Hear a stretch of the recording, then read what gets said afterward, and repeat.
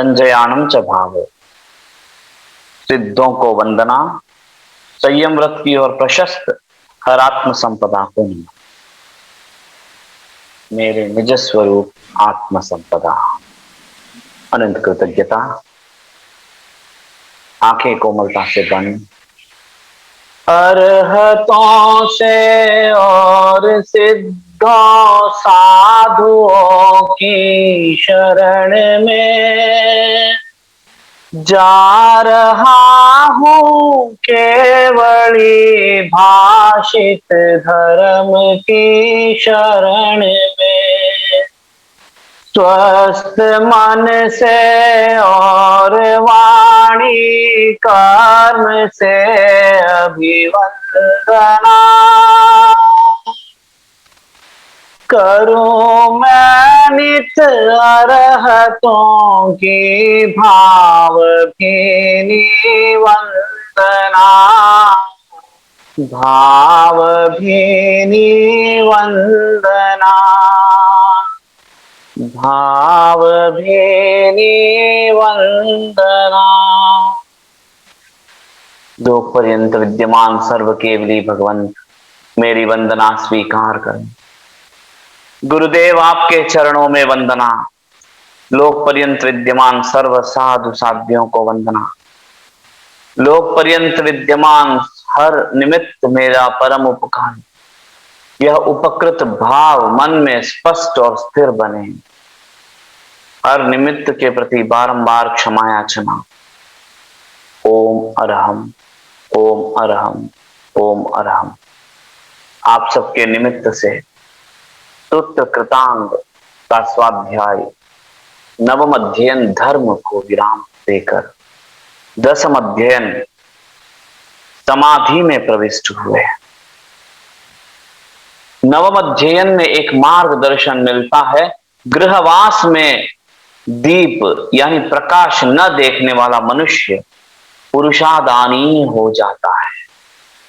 गृहवास यानी जब जब हम अपने आप को पर के ओर ले जाते हैं, जब जब हम अपने आप को किसी के लिए समर्पित कर देते हैं, जब जब हम अपने आप को मोह और व्याकुलता में विलीन कर देते हैं, तब तब वहां प्रकाश नहीं दिखता, वहां अंधकार दिखने पर व्यक्ति स्वयं पर अनुकंपा कर पुरुषार्थ की ओर प्रस्थान करता है। ऐसा करने वाला जीव इच्छा से मुक्त होकर निर्वाण की ओर जा सकता है, संभवतः ऐसा प्रतीत होता है। दसम अध्ययन समाधि, जहां आदि में सम की स्थापना हो जाए। आदि यानी मेरे भीतर जहां भाव प्रकट होते हैं, मेरे भीतर जहां भावनाएं उत्पन्न होती है, सोर्स जहां से भाव उत्पन्न होते हैं, वहां पर भाव के प्रकंपन यानी कंफ्यूजन, ट्रबल्स और तनाव पैदा करने वाले कोई भाव उत्पन्न न होते हुए, जिसके आदि में प्रारंभ में सम होता है, शांत होता है, वह समाधि। समाधि कैसे प्राप्त होता है, इस संदर्भ में एक भगवत गीता का विवेचन चला था। समाधीयते चित्तम यस्मिन आत्मा एव समाधि, यानी जब चित्त को समाधान प्राप्त होता है तो उसके आदि में सम की स्थापना होती है। सही लगता है, जब मन में कोई प्रश्न उठता है, संदेह उठता है, जब तक समाधान नहीं मिलता तब तक मन व्याकुल होता है, मन अस्त व्यस्त हो जाता है, और समाधान के प्राप्त होते ही मन विश्राम को प्राप्त होता है। मन के भीतर सम की भावना स्थापित हो जाती है, मन सहज सम में स्थिर हो जाता है। तो समाधान मिलने पर जीव के आदि में सम की स्थापना होती है। समाधान कैसे प्राप्त हो, समाधान किस संदर्भ में, जब इसमें चिंतन करते हैं तो प्राय एक नियम सा है कि हमें कभी प्रश्न उस संदर्भ में होगा नहीं जिसे हम संपूर्णतया जानते हैं। हमें प्रश्न उस संदर्भ में कभी होगा नहीं जिसे हम संपूर्णतया नहीं जानते हैं। हमें प्रश्न उसी संदर्भ में होगा जिसे हम जानते भी हैं और न जानते भी हैं। ऐसा क्या है जिसके साथ अपना परिचय अनादि से है और अभी परिचय होकर अपने सबसे निकट हृदयस्थ होकर भी उसके साथ अपना परिचय का स्मृति नहीं है? वह भीतर विद्यमान मूल केंद्र जिसे आत्म नामधेय, आत्मा शब्द से जाना गया, उसके साथ अपना परिचय होकर भी नहीं है। जो अपने हर एक व्यवहार का मूल कारक है, उसे ही हम अपरिचित हैं या फिर परिचय हुआ तो स्मृति नहीं। तो जब उसका समाधान प्राप्त होता है कि आत्मा है या नहीं है तो कैसा है, जब उसका अनुभव प्राप्त होता है, जीव परम समाधि की अवस्था में लीन होता है और उस एक समाधान के लिए, उस परिचय के लिए, उस अनुभव के लिए ही हमारा आगम का स्वाध्याय, हमारा स्वयं का स्वाध्याय का आधार और हमारे आत्म का विहार। समाधि के प्रारंभ शब्द ही मतिमान ने अनुचिंतन कर रजु समाधि धर्म का प्रतिपादन किया। वह तुम सुनो, प्रथम शब्द है मतिमान। पूर्व के गाथा में एक शब्द आया था अभिमान को सूचित करने वाला अतिमान। एक हो गया अतिमान और एक हो गया मतिमान। जिसकी मति उसकी मान्यता के अनुसार चलता है, जिसकी मति उसकी मानता है वह मतिमान, और जिसकी अति उसकी मति उसकी न मानते हुए अति में चलता है वो अतिमान।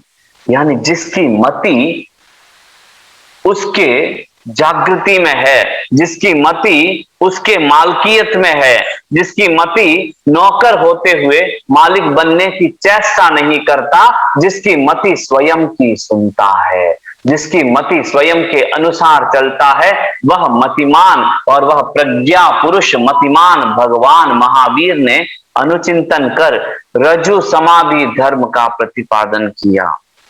वह तुम सुनो, समाधि प्राप्त भिक्षु अमूर्छित और आश्रमों से मुक्त रहकर सम्यक परिव्रजन करता है।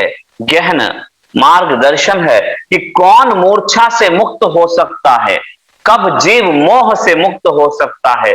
क्योंकि हर बार हर साधक के लिए यही दुविधा होती है ना कि जानता हूं, करना चाहता हूं, पर करने के समय में कर नहीं पाता, क्योंकि वहां मोह मेरा बाधा बन जाता है।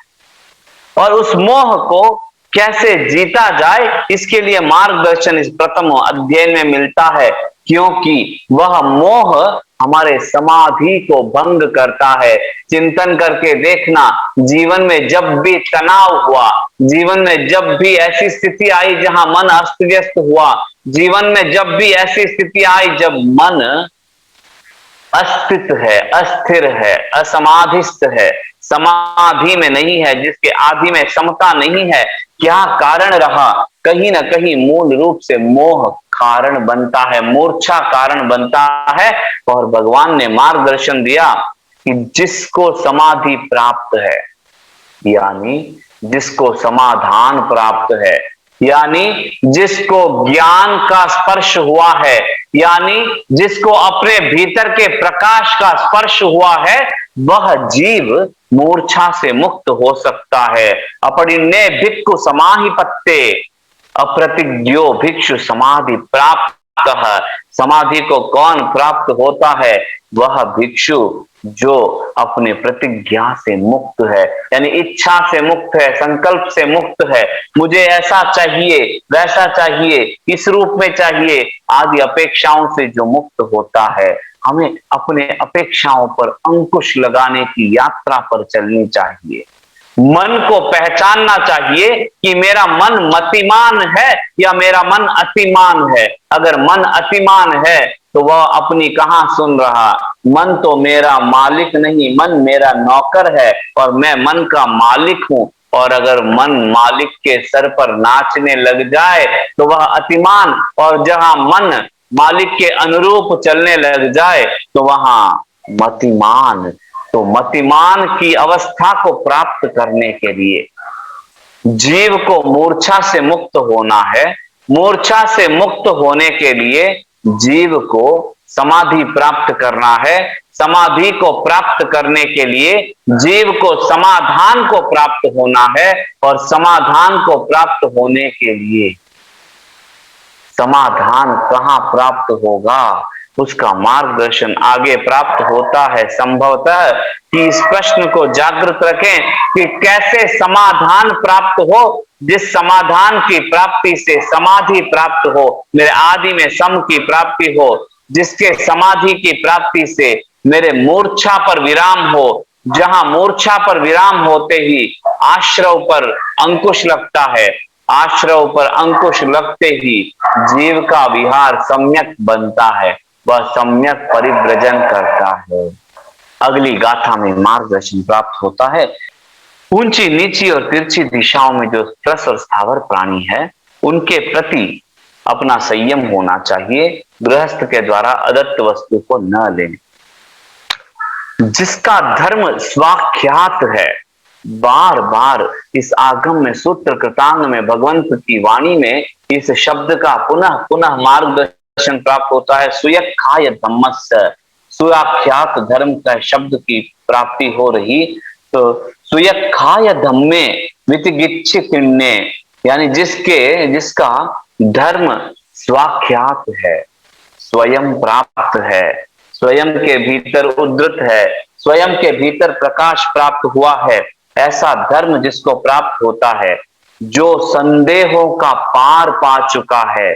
यानी संदेहों का पार कैसे प्राप्त हो, जैसे प्रथम गाथा में मार्गदर्शन मिला कि जीव को समाधि कैसे प्राप्त होती है, समाधान से समाधि प्राप्त होती है, समाधि से मूर्छा समाप्त होती है, मूर्छा से आश्रवों का विराम होता है, आश्रवों का विराम होते ही क्षयोपशम का परिणाम होता है, क्षयोपशम के परिणाम से सम्यक विहार होता है।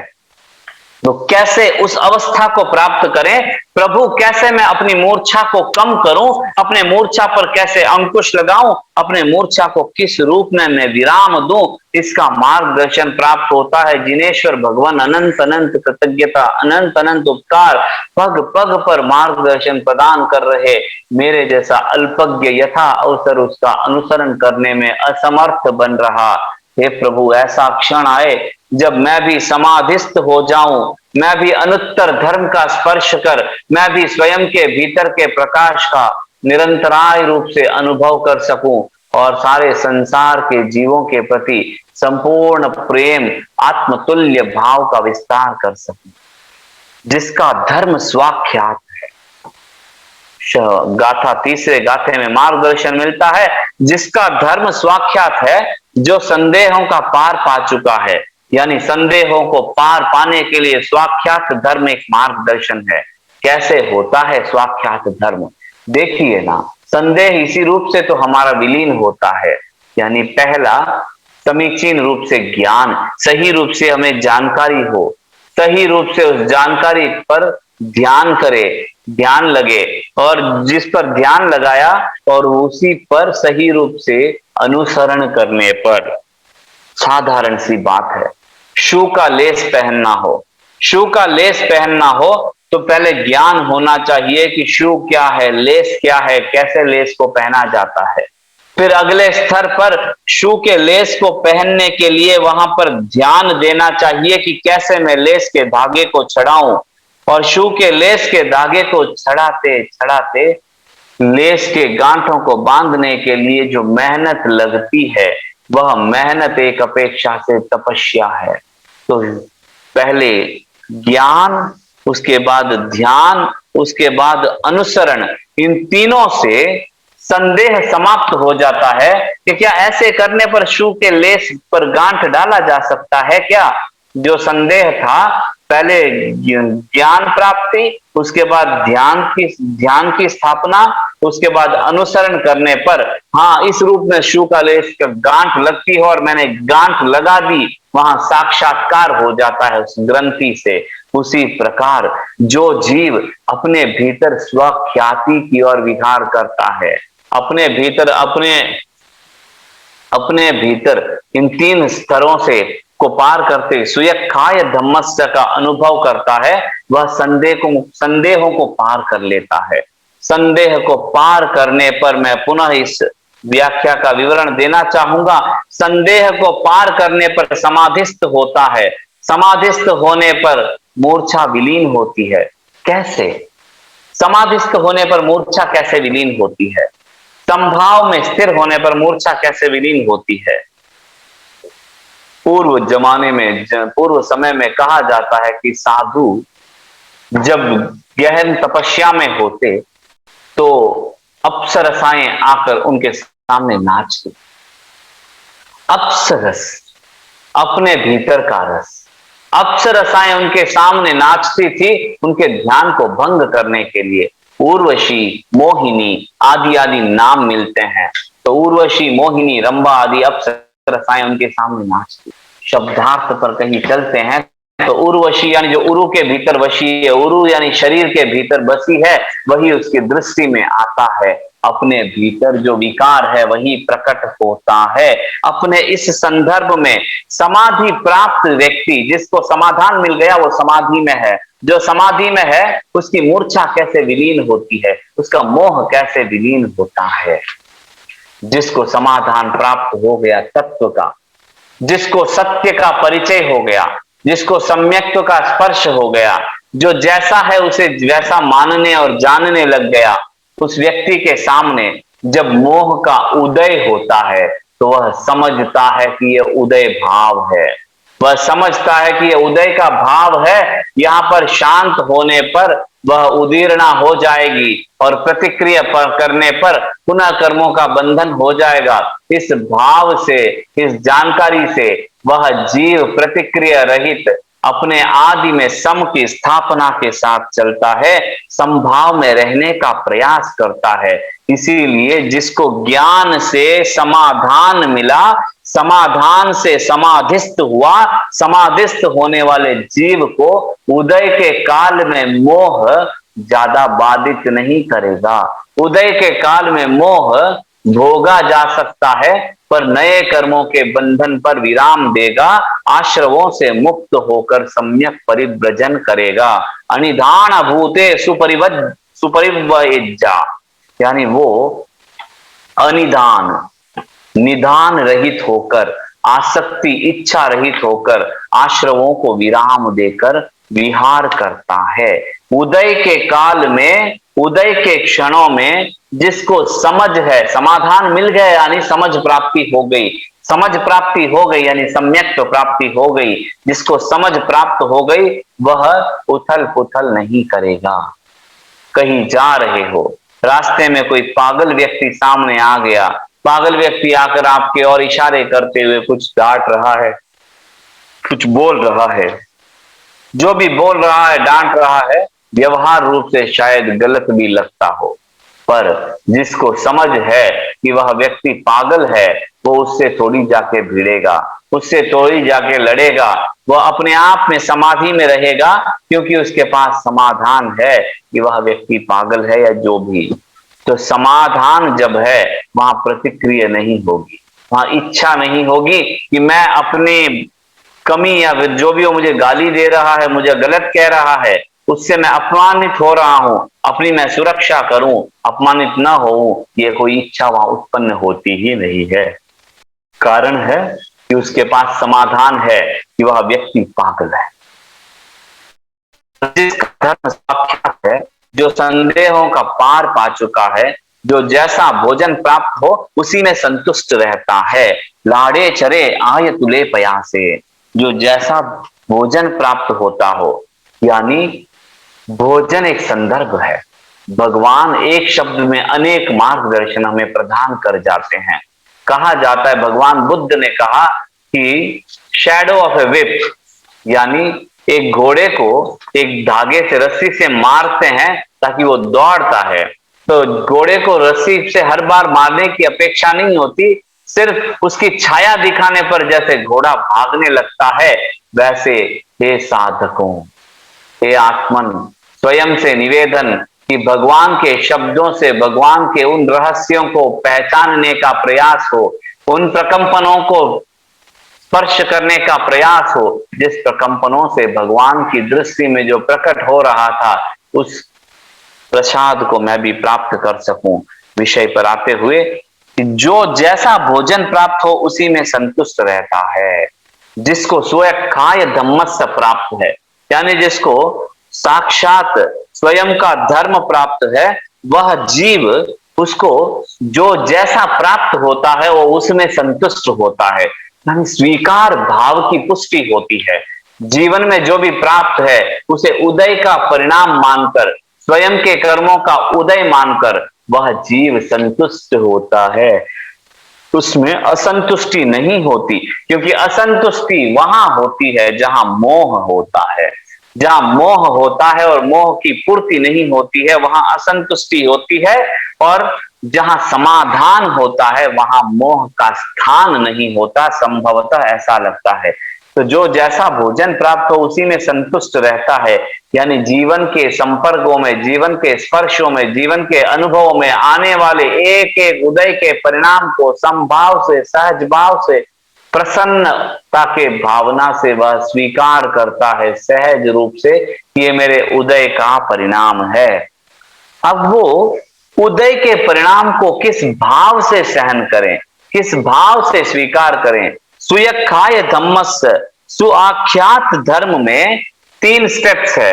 एक पहले ज्ञान, उसके बाद ध्यान, तीसरा सुतपस्वित, यानी जब निमित्त सामने प्रकट हुआ तो उस निमित्त के प्रति प्रतिक्रिया न करें। किस भाव से जीव प्रतिक्रिया न करें। आय तुले पयासे, महत्वपूर्ण शब्द है आय तुले पयासे, यानी सारी प्रजा को आत्मतुला मानो, उन सब में स्वयं को देखो। जीव के शरीर के संरक्षण की इच्छा भी मोह है। इच्छा भले ही हीरे की करे, इच्छा भले ही कंकर की करे, वहां महत्व हीरा और कंकर तो दृष्टि का विषय है, इच्छा तो मन का विषय है। इच्छा इच्छा होती है और इच्छा बंधन कराता है। यहां तक मोक्ष की इच्छा भी कर्म बंध का कारण है, ऐसा प्रतीत होता है संभवतः गुरु कृपा से। विषय पर आते हुए फिर किस भावना से हम वहां पर प्रतिक्रिया रहित रहें, किस भावना से हम पर जीव के प्राणी वध से बचें, तो उसके लिए भगवान ने मार्गदर्शन दिया कि प्राणी मात्र को आत्मतुल्य समझता हुआ विचरण करें।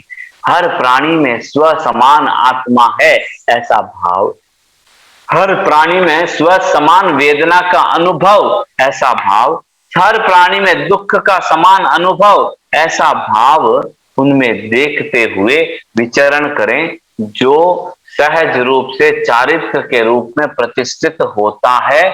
जिन धर्मावलंबन में देखा जाता है ना कि साधु साध्वियों के लिए, श्रावक श्राविकाओं के लिए सहज रूप से जो त्याग या नियम का अनुसरण दिया गया, वह अनुसरण किस आधार पर, आत्मतुल्य के आधार पर। अगर दुख मुक्ति की इच्छा से जीव के हिंसा से अपने आप को बचा रहे हो तो सुख की मांग को लेकर चल रहे हो।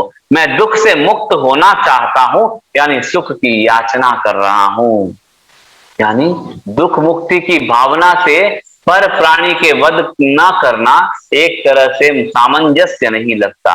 फिर किस भावना से करनी चाहिए। वह सुतपस्वी भिक्षु, वापस सुयखाय धम्मस्य में चलते हुए, जिसमें समाधान देगा कि हमारी त्याग तपस्या, हमारे पर जीव हिंसा से बचना बचाना के पीछे क्या मूल लक्ष्य चिंतन होना चाहिए। वह सुतपस्वित भिक्षु समीचीन रूप से ज्ञान का अनुभव कर, समीचीन रूप से यथा समय पर ध्यान की स्थापना कर, समीचीन रूप से जो समभाव से सम सहन कर रहा, वह सुतपस्वित भिक्षु, सही रूप से तपस्वित भिक्षु।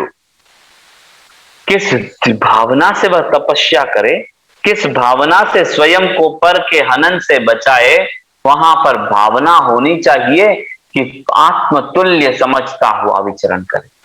उनमें भी मेरे समान आत्मा है, उनमें भी मेरे समान कैवल्यता की क्षमता है, उनमें भी मेरे समान सुख दुख की अनुभूति है। इस आत्मतुल्यता को समझते हुए विचरण करें। इस जीवन का अर्थी होकर पदार्थों का अर्जन और संचय ना करें। इस जीवन का अर्थी होकर यानी जीव के जीवन का पोषण की भावना नहीं, वो भावना तो आत्मतुल्यता को देखने की भावना। इस जीवन का अर्थ ही होकर पदार्थों का अर्जन ना करें और संचय ना करें, यानी जीवन जीने की इच्छा से, जीवन जीने की अपेक्षा से, जीवन को चलायमान रखने की अपेक्षा से अर्जन और संचय ना करें। संदर्भ बहुत अनुकूल है। स्थान स्थान पर कोरोना का स्थितियां चल रही है। कई व्यक्ति भयभीत है, कई व्यक्ति व्याधिग्रस्त है। भय किसको होता है? भय उसी को होता है जिसको खोने का भय है और पाने का भय है। इस देह को खोने का भय जिसको है, वहां पर बंधन का क्रम चलता है, और इस देह के साथ ममत्व जिसको है, वहां देह को खोने का भय भी चलता है। क्योंकि जब जाने का समय आएगा तब कोई कोई रोक नहीं पाएगा, और जाने का समय आने के पहले कोई भेज नहीं पाएगा। यह भगवान का मार्गदर्शन है। तो भाव रहे कि खोने और पाने का भय हमारे भीतर इच्छा को पैदा करता है, मोह को पैदा करता है, भय को उत्पन्न करता है। तो खोने और पाने का भय से हम कैसे मुक्त हो? संसार में वह कभी खोया नहीं जा सकता जो मेरा है, जो अपना है, और संसार में वह कभी मेरे साथ नहीं रह सकता जो मेरा नहीं और अपना नहीं। बस इतने से सूत्र को अप्लाई करके देख ले कि क्या मेरा है, क्या मेरे साथ है, क्या मेरे साथ भव भवांत तक है, और वह क्या है जो मेरे साथ लगता है पर साथ है नहीं, समय आने पर छूट जाएगा। क्योंकि व्यक्ति जिस स्थान पर खड़ा है, आगे प्रस्थान के लिए उस स्थान को भी छोड़कर चलना पड़ता है। उसी प्रकार हर एक अनुबंध, हर एक संबंध, हर एक व्यवहार, हर एक नए स्पर्श, सबको छोड़कर ही आगे बढ़ना होता है। तो जिसे छोड़कर जाना है, उसे खोने का भय कैसा? तो हे जीव, भय मुक्त होकर विचरण करने का प्रयास करें। अगले गाथा की ओर बढ़ते हुए, मुनि स्त्रियों के प्रति सभी इंद्रियों से संयत तथा सर्वथा बंधन मुक्त होकर रहें। पृथक पृथक रूप से विषण्ण, दुख से पीड़ित और सताए जाते हुए प्राणियों को देखें। अज्ञानी मनुष्य इनमें वध आदि का प्रयोग करता हुआ पाप कर्म के आवर्त में फंस जाता है।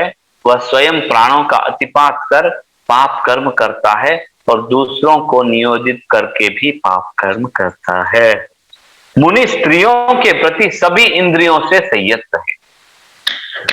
स्त्री यानी मन की कमजोरी, पुरुष यानी आत्मा का पौरुष।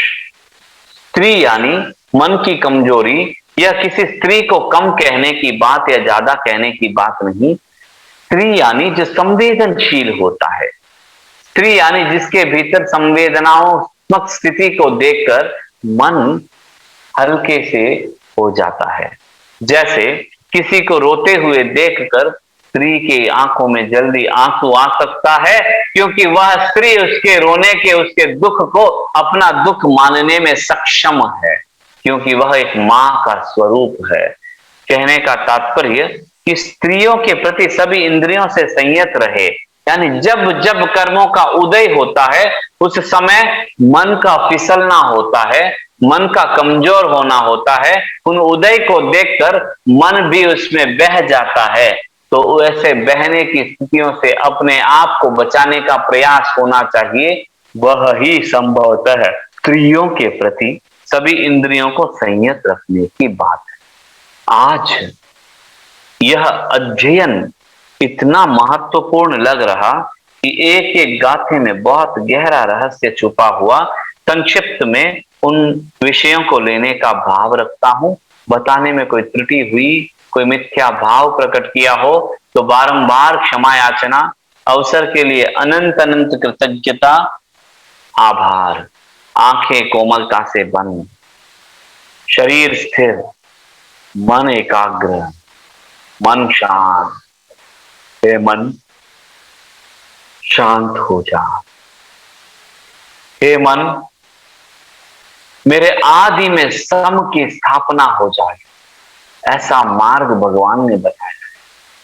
उस मार्ग का अनुसरण करते हुए स्वयं की विशुद्धि कर सको। उस मार्ग का अनुसरण करते हुए मैं मोह से मुक्त हो सकूं।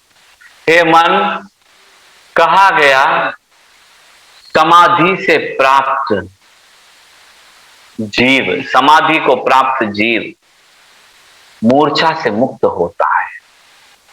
मैं भी उस समाधि को प्राप्त करूं जिससे मेरी इच्छा का विलीनता हो। हे मन, जब जब जीव समाधान को प्राप्त होता है, वह समाधिस्थ होता है।